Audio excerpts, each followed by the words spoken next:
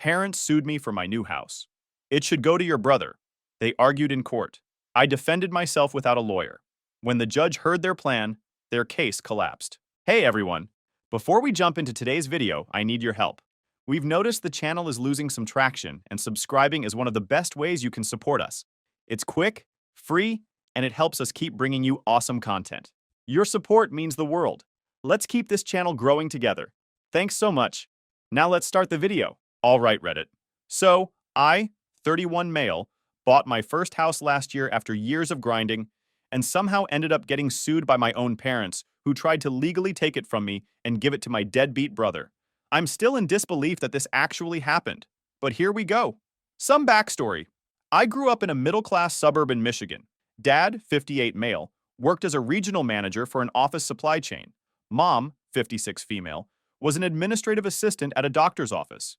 My younger brother Tyler, 27 male, was always the golden child. Hockey player, popular, charismatic when he wanted to be, but basically coasted through life with minimal effort.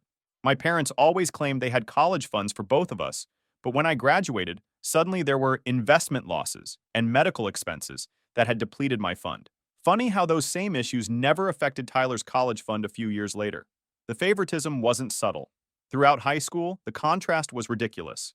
Tyler had a new Jeep at 16, a $24,000 vehicle my parents leased for him because he needed something safe for winter driving. Meanwhile, I was driving a rusted-out 1997 Ford Taurus with 198,000 miles that I bought for $800 from my uncle's neighbor. Had to replace the alternator 2 weeks after buying it, which wiped out 3 months of grocery store paychecks. I still remember the day Tyler got that Jeep. Dad filmed the whole surprise reveal in the driveway, complete with a giant red bow on the hood. Posted it all over Facebook like he was father of the year. My car acquisition? Dad texted me the seller's phone number and told me to make sure to check the transmission fluid before you buy it. That was the extent of his involvement. After high school, I did 2 years at community college while working full-time at a warehouse loading dock. Transferred to State University, studied network security, worked nights at a 24-hour gas station, graduated with $37,000 in student loans that I'm still paying off. Zero help from parents. Not a single textbook. Tyler got sent to a private university with a $42,000 per year price tag, fully funded by the bank of mom and dad. When he lost his partial hockey scholarship for failing 2 classes sophomore year, they covered the difference without blinking. He changed majors 4 times and took 5.5 years to get a communications degree. They bought him a MacBook Pro every other year, paid for his apartment in the cool part of campus, gave him a monthly allowance for food, and even funded a semester in Barcelona that was basically a 6-month party. The Barcelona semester was the biggest joke. Tyler took exactly 2 classes, Spanish culture and international communications, and got C- in both. He came back with travel photos from 11 different countries, none of which were on his original academic itinerary.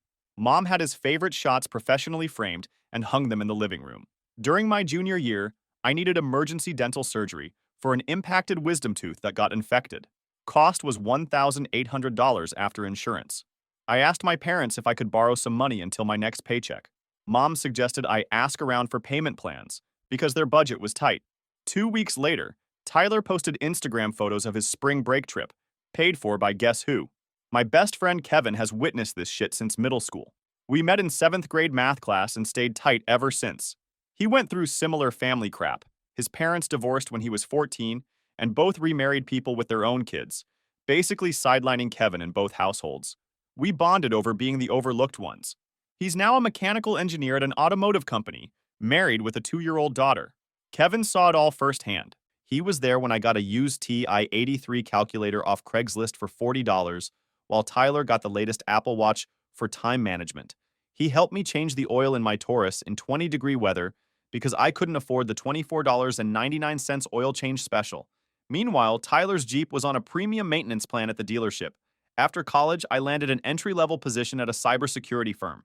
Started at $56,000, shared an apartment with 3 other guys, ate like shit because it was cheap, drove that same Taurus until the transmission finally gave up at 267,000 miles, bought a used Hyundai for $7,500, drove that for years.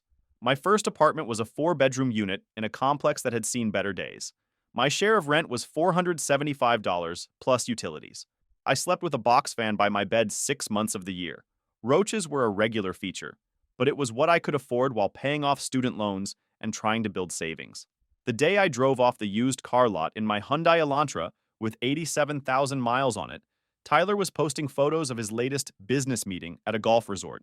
His LinkedIn said he was CEO and founder of whatever bullshit venture my parents were funding that month. I was tracking every dollar in a spreadsheet and bringing microwave meals to work. Tyler graduated and decided he was too creative for a standard career path. Parents bankrolled his business ventures, including a podcast network, $15,000 down the drain, a dropshipping store, $12,000 wasted, and a consulting firm that never had a single client.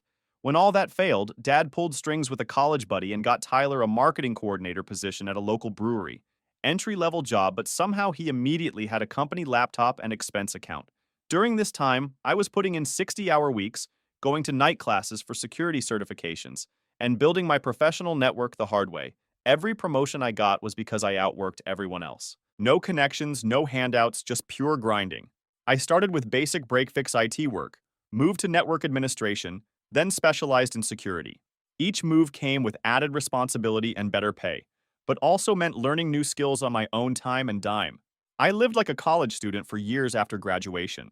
No eating out, no streaming services, used Kevin's Netflix, no new clothes unless absolutely necessary. My apartment decor consisted of whatever furniture previous roommates had left behind, plus a few IKEA basics. Every bonus went straight to savings or debt paydown. No vacations except for those weekends at Kevin's family lake cabin, where we'd fish, grill whatever we caught, and sleep on air mattresses. Fast forward to last year. I've busted my ass, jumped companies twice for better roles, got several high-level certifications, paid for myself, and finally hit $112,000 as a senior network security engineer. I'd been saving aggressively since my first real job. No vacations other than a long weekend at Kevin's lake cabin, no expensive hobbies, no fancy clothes. Lived with roommates until last year when I moved into a basic one-bedroom apartment. After a decade of grinding, I finally bought my house. 3-bed, 2-bath, attached garage, decent yard, and a solid neighborhood about 25 minutes from downtown. Cost me $395,000. Put down $79,000 from my savings, and locked in a 4.9% mortgage rate after weeks of shopping around. Closing day was the proudest moment of my life. Sitting at that table, signing those papers, walking out with the keys to my house that I bought with my money that I earned through my work. I didn't post about it on social media. Didn't throw a housewarming party.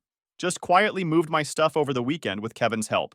We ordered pizza, set up my TV and couch, and played Xbox until 2 a.m. on moving day. Adult equivalent of building a blanket fort. The house itself wasn't perfect. Built in 1996, in decent condition, but needed some updates. But the bones were solid. Good roof, newer HVAC, no foundation issues. And more importantly, it was mine. First projects were practical stuff. Changing all the locks and garage door codes, installing a Ring doorbell and security system, replacing the ancient water heater that was on its last legs. Then came small cosmetic improvements, painting the dingy beige walls in the living areas, replacing dated light fixtures, power washing the deck and fence. 2 weeks after moving in, I was still reveling in homeowner bliss. Mom's name flashed on the screen. Hey Mom, what's up? Hi honey, how's the new house? Getting all settled in? Yeah, just putting up some shelves. Everything's good. I braced myself for whatever was coming. That's wonderful, sweetie. The inevitable pause. So, I'm calling because we have a bit of a situation with Tyler. Of course we did. What happened this time? Well, he's had a bit of a setback. The brewery let him go yesterday. Let him go was family code for fired. I'd seen this movie before. You know how these places are. No appreciation for creative types. Something about attendance policies being non-negotiable. I could hear the air quotes. Apparently showing up 15 minutes late a few times is grounds for termination these days. Most jobs do expect you to show up on time, Mom. She ignored that. The real problem is his apartment. Without his job, he can't make rent. His landlord is being completely unreasonable about it. Unreasonable meaning he expects to be paid? I scoffed. Honey, this is serious. Tyler needs a place to stay. Just temporarily, of course. Just until he finds another job and gets back on his feet. My stomach dropped. And you're calling me because, well, you have that beautiful new house. 3 bedrooms for just one person. I'm sure you could help your brother out for a few weeks. Mom, I just moved in. I'm still unpacking. And Tyler and I have completely different lifestyles. It would only be for a short time. 4 weeks at the absolute maximum, just until he finds something else. I don't think this is a good idea. Your father and I would really appreciate it, honey. Family helps family, right? That's how we raised you. The Guilt Trip Express had left the station. Let me think about it, okay? I need to. There's not really time to think, honey. Tyler has to be out by tomorrow. His landlord already has someone new lined up.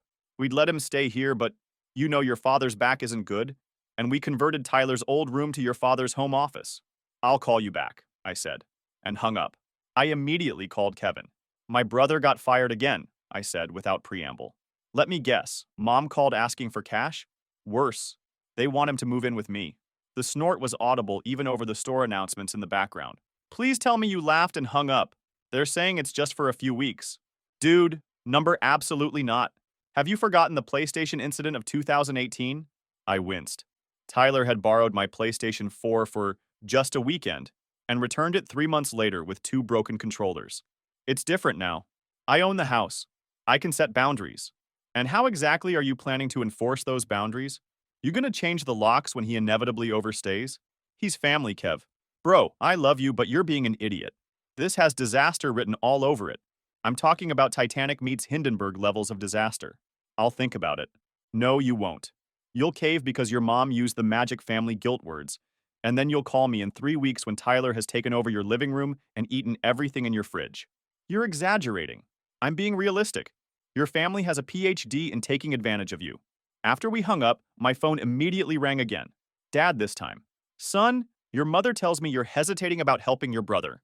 His voice had that authority figure tone he used when he expected immediate compliance. Look, I know you two have had your differences, but he's trying to get back on track. This would just be temporary until he finds another job. 4 weeks tops, I promise. And if it goes longer, it won't. Your mother and I will make sure of it. I don't know, Dad. He's already packed up his stuff. We told him you'd probably say yes. Wait, what? He started packing?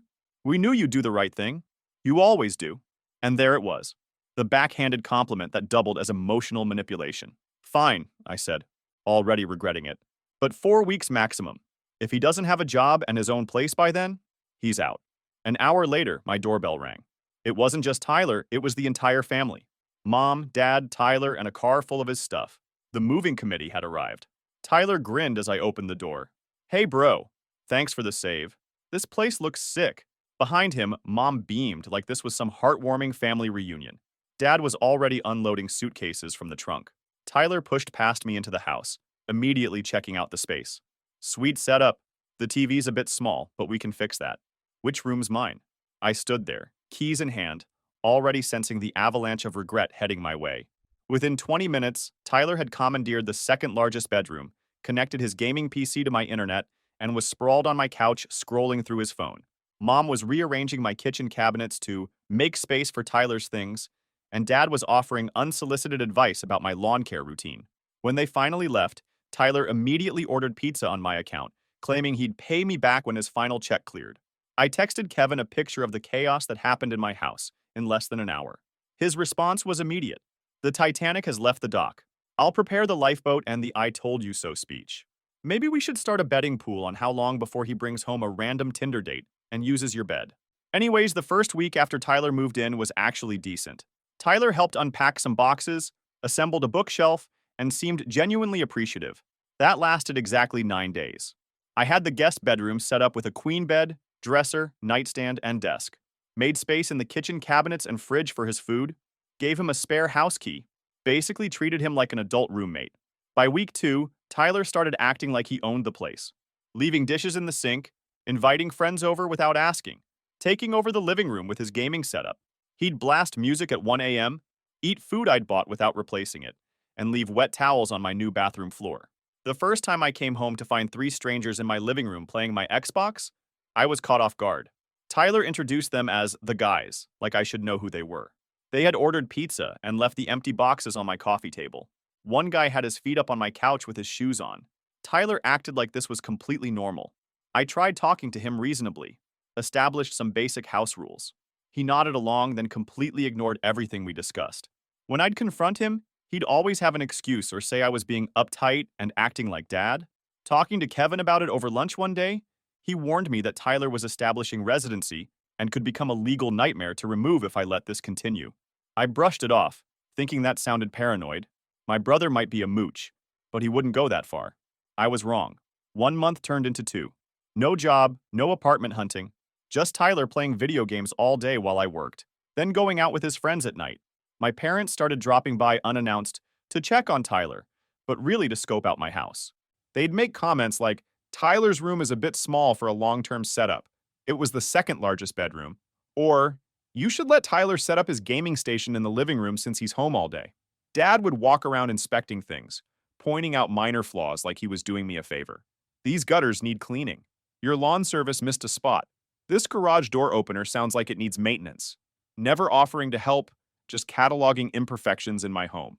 I noticed small things disappearing too.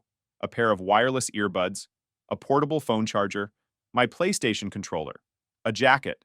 When confronted, Tyler always had the same response. Dude, I haven't seen it. Maybe you left it at work. Then I'd find my jacket in his closet or my earbuds in his backpack. The kitchen became a war zone. I'd come home to find every dish dirty, food left out overnight, spills not cleaned up. The garbage would be overflowing but never taken out. When I'd ask Tyler to clean up, he'd say he was just about to do that, or claim he was waiting for the dishwasher to finish. A dishwasher he had never once emptied. My utilities jumped significantly. Tyler would crank the AC to 65 degrees in summer, then open windows. He'd take 30-minute showers twice a day. Every light in the house would be on while he was gaming with 3 monitors running 12+ hours a day. My electric bill doubled, and the water bill went up 80%. When I brought it up, he suggested I upgrade to more energy-efficient appliances. 3 months in, I'd had enough. I came home from work to find Tyler had moved my home office setup to the smallest bedroom so he could have the room with better light and more space. Tyler! I shouted. He sauntered in from the kitchen, energy drink in hand, looking completely unbothered. Oh hey, you're home early. What the hell is this? He shrugged. Just made a couple changes. That room gets way better natural light. You moved my entire freaking office without asking me, in my house, that I pay for. It's not a big deal, man. I was careful with your stuff. Most of it anyway. Your chair rolled over one of those cables. The blue one. Probably fine though. You had no right to touch my things. This is my house. You're a guest here. Seriously? You're going to be that petty about a room? Classic. Always been about the money with you, hasn't it? Money? This isn't about money. It's about freaking respect. Tyler rolled his eyes. Look, it's not a big deal. I'll help you set up the office in the other room. No, I said. You're going to move everything back exactly the way it was. Tonight. And then you're going to start looking for your own place. He smirked. Actually, I was thinking I'd stay through the end of the year. Save on expenses, you know? Mom and Dad think it's a good plan. Something in me snapped. I grabbed the front of his shirt. Listen to me very carefully. This is not a family vote. You were supposed to be here for 4 weeks. It's been 3 freaking months. Get your hands off me, man. What's your problem? My problem is you. Oh, I'm sorry, Mr. Big Shot Network Engineer, he mocked. I took a deep breath, trying to control my temper. You have 30 days to find another place. That's it. I'm done. Tyler laughed in my face. Yeah? And where am I supposed to go? You know I can't afford rent on my own right now. Not my feeing problem. Get a freaking job. Get roommates. Go back to Mom and Dad's. I don't care. But you're not staying here. That weekend, my parents invited me to Sunday dinner. They sat me down after dessert and explained their solution to the current situation. Dad stated that since I was so established in my career and Tyler was still finding his path, it made sense for Tyler to stay with me indefinitely. Mom chimed in that they'd even help with some of the utilities if needed, but Tyler deserved a stable living situation while he networked for opportunities. I was floored. This wasn't about a temporary situation anymore. They were trying to turn my house into Tyler's permanent residence. I told them absolutely not. You've always had it easier, Mom sobbed. So disciplined while Tyler struggles. I laughed bitterly. Easier? I worked for everything I have. Family helps family, Dad growled. He needs to get a job and his own place, like we agreed. Dad stood up. You lack compassion. And loyalty. Loyalty? I pushed back my chair. Was it loyal when you funded his degree but not mine? When you bought him cars while I drove a death trap? Tyler smirked from the corner. Always the victim. You're out in 30 days, as I said, I pointed at him. Not negotiable. I walked out, leaving them in stunned silence. The final straw came a week later. I came home early from work with a migraine to find Tyler hosting a freaking party in my house with at least 15 people using my new grill. Someone had spilled a drink on my couch. Another person had put a cigarette burn in the deck I'd just refinished. And Tyler had given someone a tour of my bedroom where they'd apparently tested out my bed. I had texted Tyler around noon saying I wasn't feeling well and was coming home early. His response with a thumbs up. When I pulled into my driveway at 2:30, there were 6 cars I didn't recognize parked in front of my house. Music was blasting so loud I could hear it before I got out of my car. I lost it. Kicked everyone out, told Tyler he was leaving now. He yelled that I couldn't make him leave, that our parents had told him he had residential rights after staying there 3 months. I literally showed him to the door, tossed his gaming PC and clothes onto the front lawn, and changed the locks that night. I called Kevin immediately, who came over with pizza and helped me document all the damage with time-stamped photos. As we were cleaning up, he noticed Tyler had also taken my spare car key from the hook in the kitchen. We had my car rekeyed the next morning. The shitstorm that followed was nuclear. Tyler called our parents, who both showed up at midnight, pounding on my door and threatening to call the police for an illegal eviction. I refused to open up. The next morning, I had formal eviction papers drawn up and delivered to Tyler at our parents' house where he'd retreated. My security cameras caught Mom and Dad driving by my house 3 times the next day. They left voicemails demanding I return Tyler's property. Apparently, the TV from the guest room and some kitchenware were now his. Each message escalated in tone, from guilt-tripping to outright threats. Mom's last voicemail actually said, "You'll be sorry when you see what happens next." That's when things got truly insane. Instead of accepting that the gravy train had ended, my parents consulted Tyler's friend's dad, who was a real estate attorney. 3 days later, I was served papers. My own parents were suing me for my house, claiming they had invested emotionally and financially in my success. Bullshit. Tyler had established tenancy and had been illegally evicted after 3 months of rent-free living.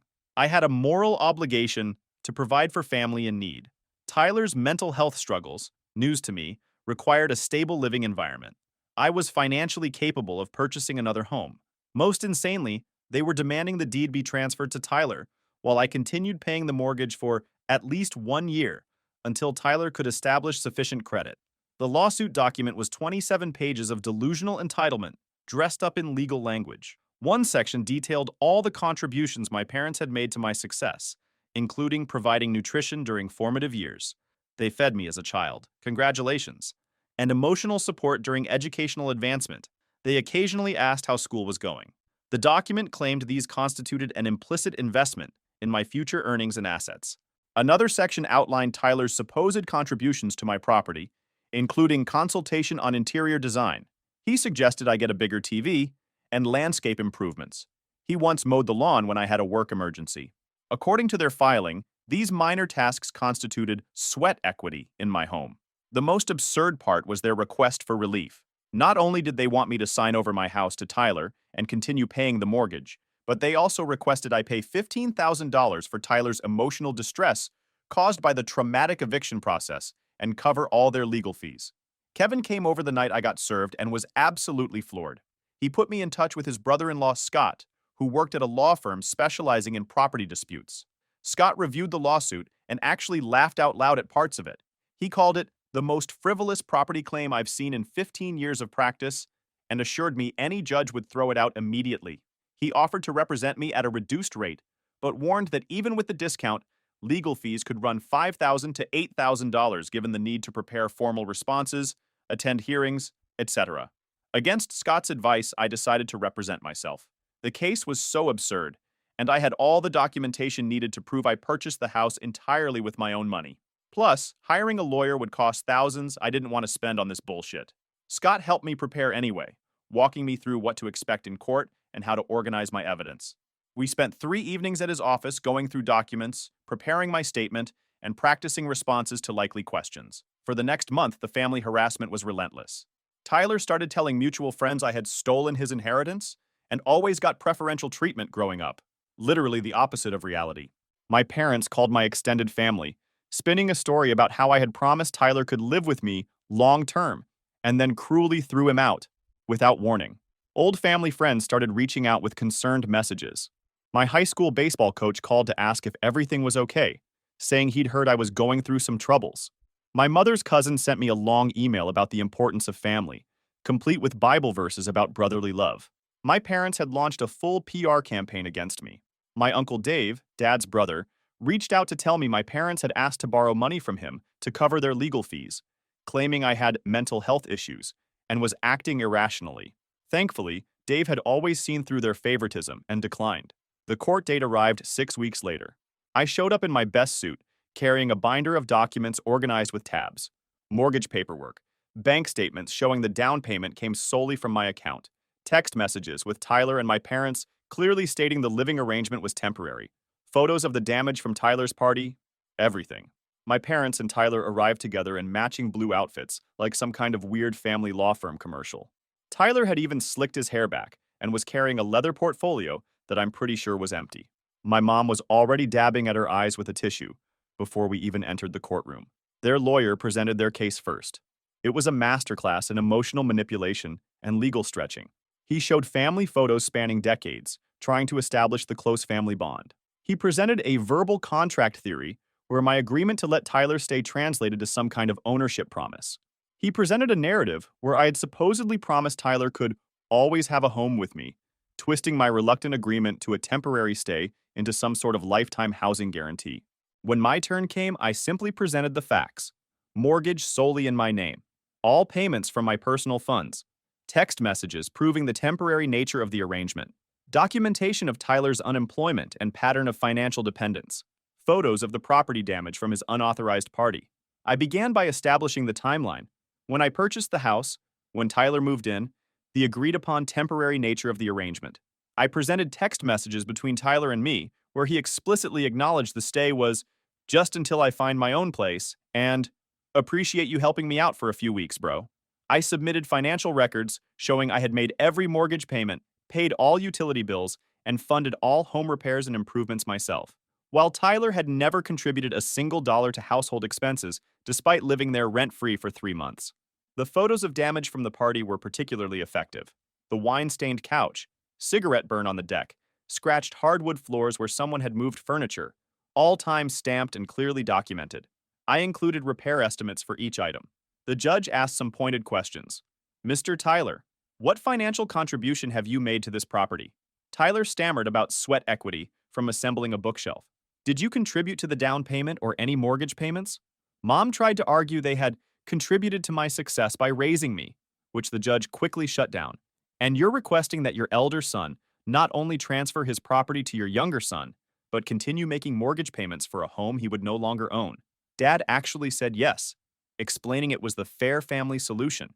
When the judge asked my father to explain the reasoning behind this arrangement, Dad said something I'll never forget. Our younger son needs more support in life. Our older son has always been able to take care of himself. We're just trying to level the playing field. The judge looked genuinely bewildered. He asked me one final question. Did you at any point promise or suggest that your brother would have permanent residence or any ownership interest in your home? I answered truthfully, absolutely not, Your Honor. I agreed to a temporary arrangement of a few weeks while he found a job and his own housing. That was over 3 months ago, during which time he made no effort to do either. The judge called a 15-minute recess. When he returned, he dismissed the case entirely, stating it lacked any legal merit whatsoever and warning my parents' lawyer about bringing frivolous lawsuits in the future. He went on to formally recognize my full ownership rights and stated that any further claims against the property would be considered harassment. He even took the unusual step of ordering my parents to pay my court filing fees, stating that their lawsuit bordered on abuse of the legal system. Outside the courthouse, all hell broke loose. My mom collapsed in dramatic tears. Tyler started yelling that I was dead to him and would regret choosing property over family. Dad just looked at me with this expression of genuine confusion, like he truly couldn't comprehend how his plan had failed.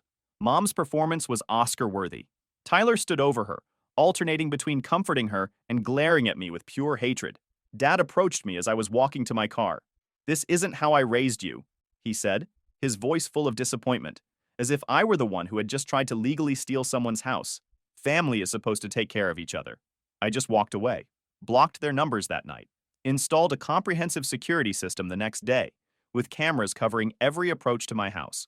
For the next month, I heard nothing directly from them, but the family grapevine was buzzing. Tyler had moved back in with our parents, and was supposedly consulting on social media strategy for local businesses, unemployed and playing Xbox. My parents had spent nearly $20,000 on their failed lawsuit, draining a significant chunk of their savings. My cousin Jake called to tell me Tyler was posting cryptic threats on social media, stuff like karma always comes back around, and sometimes family gets what they deserve. He sent me screenshots, nothing directly threatening, but the intent was clear. I documented everything and made sure my security system was always armed. Then came the financial fallout. Dad's company went through restructuring, and he was offered early retirement with a reduced pension. Mom's doctor retired, and the new physician brought in his own administrative staff. Suddenly, the bank of Mom and Dad was facing a serious liquidity crisis. The timing couldn't have been worse for them. Dad was only 58, not ready for retirement financially or mentally. His reduced pension was about 60% of his former salary. Mom had been at her job for over a decade and suddenly found herself competing with younger, tech-savvier applicants in the job market. Their mortgage had another 12 years left, and they'd refinance twice to pull out equity, most likely to fund Tyler's ventures. Tyler, predictably, was no help. Without my house to live in rent-free, he was a financial burden they couldn't afford. Their credit cards were maxed out, and they were juggling bills for the first time in their adult lives. 6 weeks after the court case, I received a text from Dad. "We need to talk. It's important." I didn't respond. Kevin, who'd been my rock through this entire shit show, advised me to maintain complete silence. "They're only reaching out because they need something," he pointed out. "Not because they're sorry or realize they were wrong." His words hit home. Not once in any of their communications had there been an actual apology. No acknowledgement of the lawsuit, the attempted theft of my house, the years of favoritism. Just requests for money wrapped in guilt and emotional blackmail. 3 days later, Tyler tried a different approach. He sent an email to my work address. No idea how he got it. With the subject line, "I screwed up and I'm sorry." The body of the email acknowledged no specific wrongdoing, but mentioned he was going through some stuff and could really use a brother right now. The last line gave away the real purpose. Also, Mom and Dad are really struggling with bills since Dad lost his job. They might lose the house. "I know you're doing well. Just thought you should know." My response? Complete silence. Weeks passed. Then Dad showed up at my door on a Saturday morning. I spoke to him through the video doorbell, refusing to open the door. Dad looked haggard. He started with small talk, then quickly got to the point. They were 3 months behind on their mortgage. Tyler had racked up $4,000 on Mom's credit card before they realized and cut him off. They needed $17,000 to avoid foreclosure proceedings. Just a loan, he stressed. They'd pay me back once they got back on their feet. I finally broke my silence with 5 simple words. Actions have consequences. Goodbye. Dad's face changed. The desperate politeness vanished, replaced by the familiar entitled anger. "After everything we've done for you, we raised you, we clothed you, we put a roof over your head. And this is how you repay us? By bailing on your family?" I laughed. "Everything you've done for me? You mean like paying for Tyler's education while I worked through college? Or buying him cars while I saved for a rusted Taurus? Or suing me for the house I bought with my own money? That's everything?" Dad started to respond, but I cut the connection and blocked their access to my video doorbell. Last week, I heard from my cousin that my parents did indeed lose their house. They've moved into a 2-bedroom apartment with Tyler. Dad found part-time work at a hardware store. Mom is interviewing for receptionist positions. Tyler has apparently started working at a cell phone store mall kiosk. My cousin Jake stays in touch, keeping me updated on family developments without trying to guilt me into reconnecting. He understands my position, having witnessed the dynamics our whole lives. According to Jake, my parents had to sell most of their nicer possessions. Dad's golf clubs, Mom's jewelry, their higher-end furniture, just to secure the apartment. Tyler's precious gaming setup was sold piece by piece to cover bills. My house is now truly my sanctuary. I've replaced the furniture Tyler's friends damaged, finished the deck properly, and converted the 3rd bedroom into a home gym. Kevin comes over weekly for our poker nights with some guys from my work. I've been dating a veterinarian I met when I adopted my Rottweiler, Max. Max was the best decision I made after buying the house. Found him at a rescue, 3 years old. Owner surrendered due to size. They got a big dog without researching the breed. He's 110 pounds of loyal companion who happens to have an intimidating bark. Perfect security system upgrade. The home gym was my pandemic project. Bought equipment piece by piece as I could afford it. Nothing fancy, just a power rack, adjustable bench, barbell, and dumbbell set. Added rubber flooring and a wall-mounted TV. Being able to work out without dealing with a crowded commercial gym has been a game changer for my stress levels and fitness. My girlfriend Sarah and I have been together for 4 months now. We met when I brought Max in for his initial checkup after adoption. She's straightforward, independent, and has her own career and ambitions, completely different from my family's dynamic. She understood my family situation immediately and respects my boundaries without judgment. I've also started investing more seriously. Set up a proper retirement portfolio, maxing out my 401k match and adding to a Roth IRA. Started a separate investment account for potential future property purchases. My goal is to buy a rental property in the next 5 years. Passive income that builds equity over time. My family doesn't get to be part of this life I've built. Not anymore. Sometimes the most valuable thing money can buy isn't a house. It's the freedom to choose who deserves a place in your life. People keep asking if I feel guilty. I don't. Not even a little. You don't get to treat someone like an ATM their entire life, try to legally steal their house, and then expect sympathy when your own poor decisions catch up with you.